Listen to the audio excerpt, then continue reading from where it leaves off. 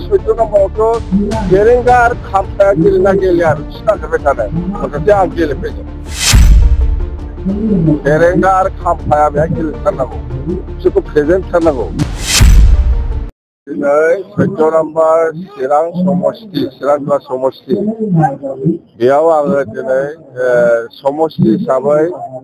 जितु public meeting फैगौ इलेक्सनखौ लानानै जितु पाब्लिक मिटिं बे पाब्लिक मिटिंआव नुजाफैनो हानानै आं गोसोखौ जोबोद गोजोननाय मोनदों आरो बेवहाय हाजार हाजार गासिबो जाथि जनगोष्ठिनि मानसिया दंफैजोबो फैजोबदों जोंनि बिपिएफ हान्जाखौ मोजां मोननानै आरो बिपिएफ हान्जाया देरहासार जानाया 100% जों सियर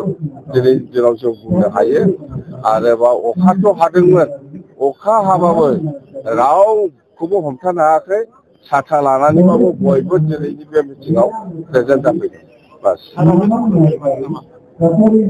सैत्र नाम्बारावथ' फेरेंगा आरो खाम्फाया गेलेना गेलेया आरो खिथाजोब्बाय थानाय माखासे आं गेलेफैगोन फेरेंगा आरो खाम्फाया बेहाय गेलेथारनांगौ बिसोरखौ फेजेनथारनांगौ माबा खारगोनसो मानसिलाय नंबाय थाना बे सैत्र नाम्बाराव खाम्फायाबो गेलेनांगौ फेरेंगायाबो गेलेनांगौ ओमफ्राय आं जागोन जों साथामसो देरहायै नायनोसै